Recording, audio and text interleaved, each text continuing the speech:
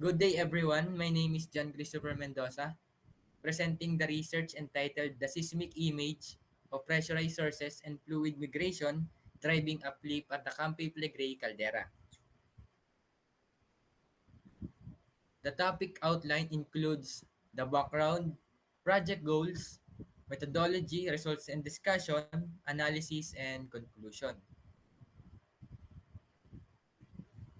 For the background, investigate the recent geophysical activity at the Campi Flegrei caldera near Naples, Italy, utilizing seismic topography collection between 2020 and June 2024. The researchers aim to image subsurface structures associated with the ongoing uplift and increase seismicity observed in the region. So the study was motivated by notable rise of seismic activity since 2018, with a significant intensification from 2023 onwards.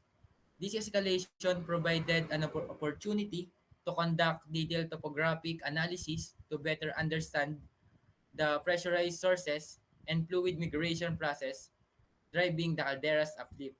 The findings contribute to a more comprehensive understanding of the subsurface dynamic at Campi Flegrei, which is crucial for assessing volcanic hazards and informing risk mitigation strategies in this densely populated area.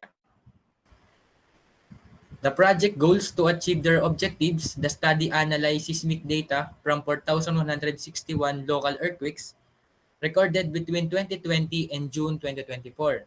The dataset enabled the development of three-dimensional models of seismic velocities down to approximately 4-kilometer depth.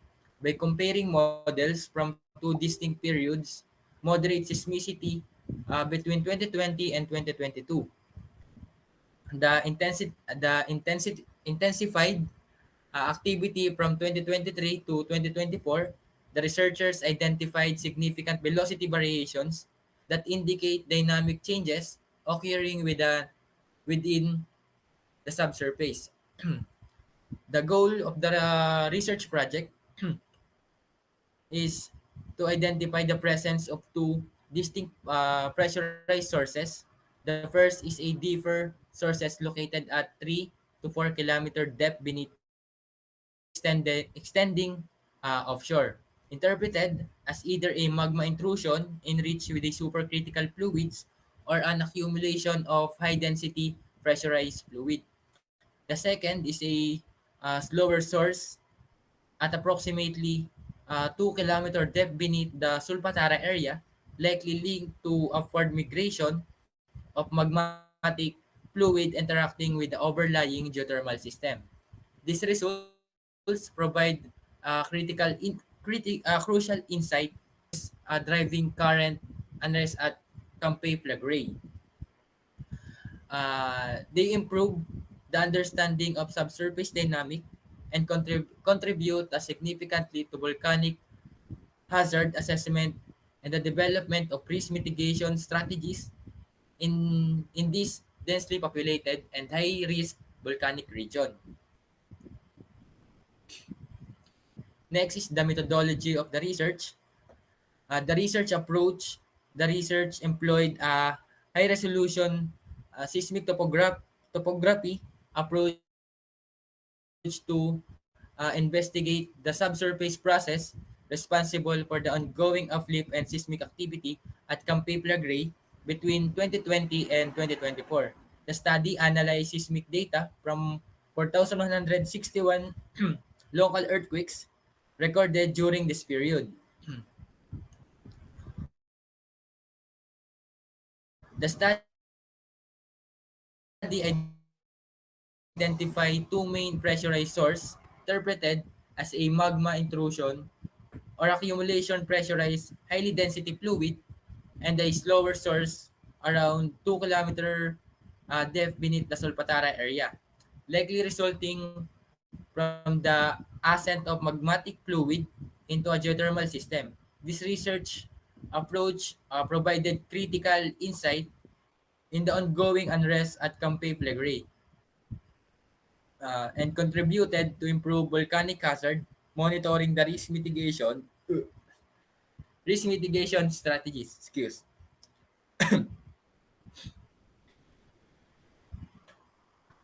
And next, the result. The study identified two main pressurized sources driving the ongoing uplift and seismic activity at Campe Flegrei, resulting from magnetic fluid migration. The researchers identified three sources that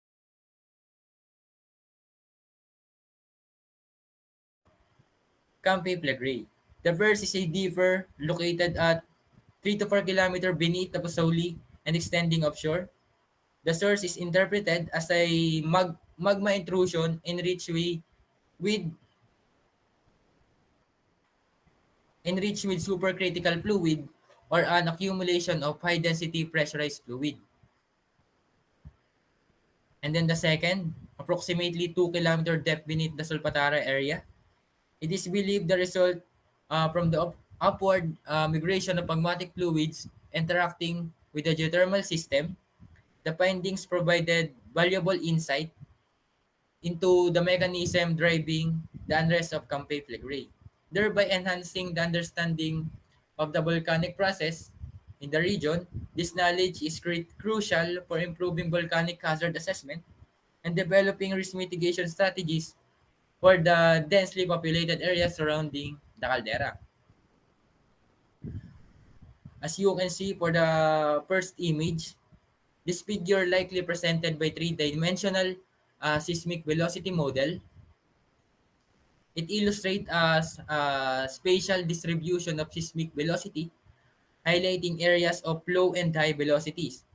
Low velocity zones may indicate a regions of fluid accumulation or partial melting, while highly velocity zones suggest more solidified or dense material.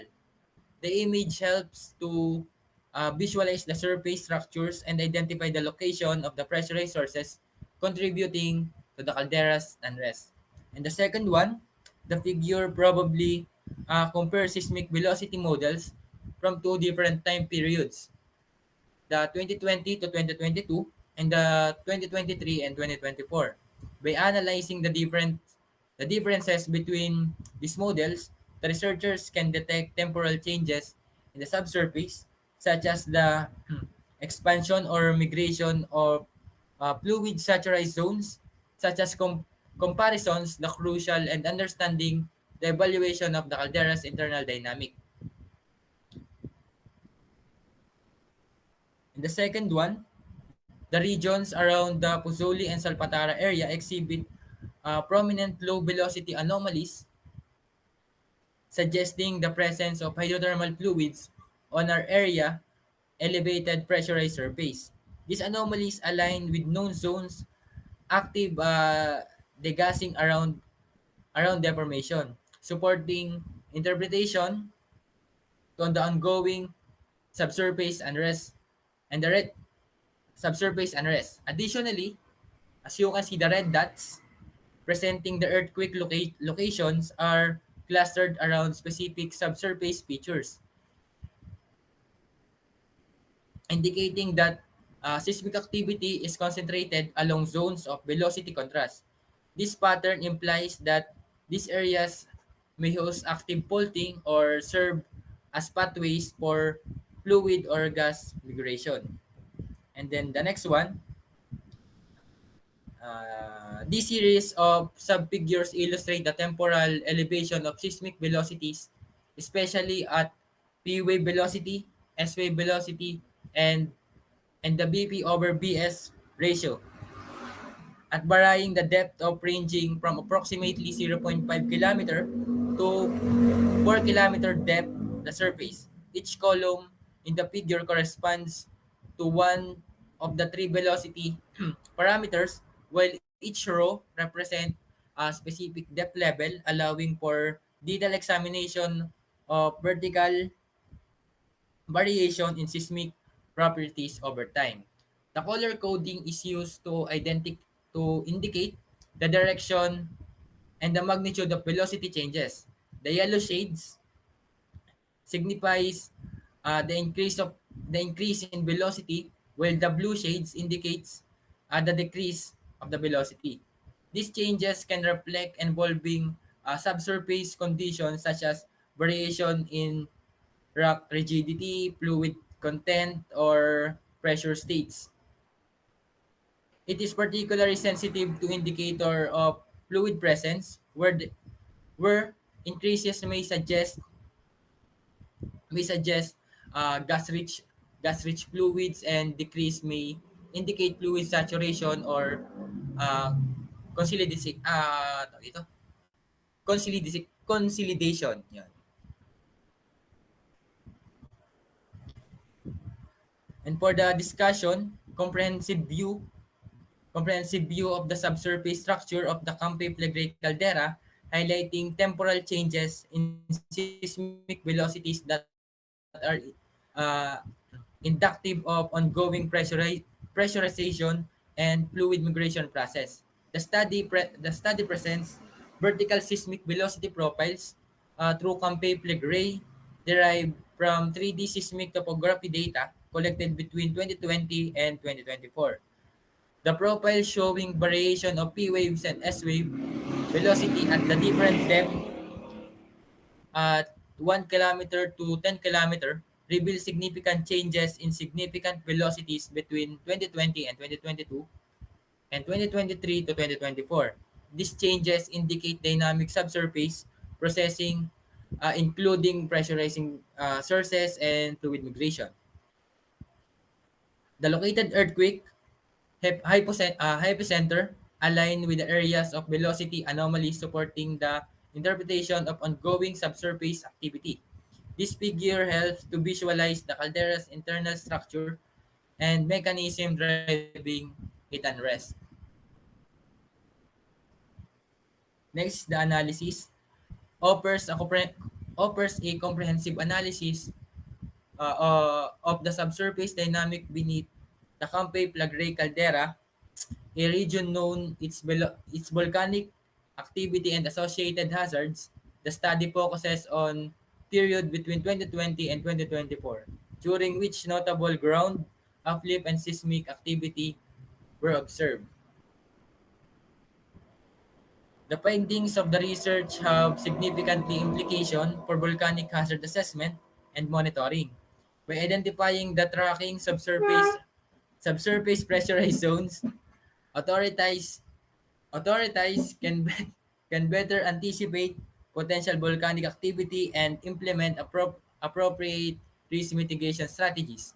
The study underscores the importance of continuous seismic monitoring to detect early signs of volcanic unrest. The research provided valuable insight in the mechanism driving around uplift and seismic activity at the Campi Flegrei caldera, highlighting the crucial role uh, highlighting the crucial role of the fluid migration by pressurizing in the volcanic system. For the conclusion, the study represent the highly resolution seismic images at Campi Flegrei caldera, revealing clear evidence pressurized sources and fluid migration beneath the surface during 2020 and 2024. That's all. This is the end of our presentation. Thank you for listening and watching. Thank you.